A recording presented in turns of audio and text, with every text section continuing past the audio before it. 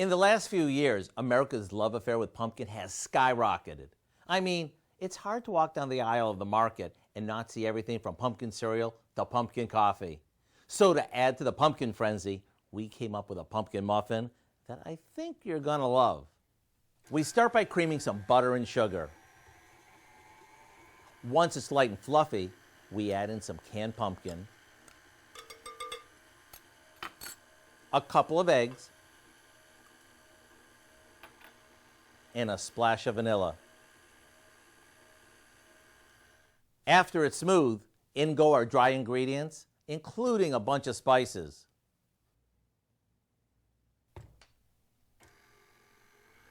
This goes into muffin cups that we lined with paper liners, and we top the batter with a homemade streusel topping.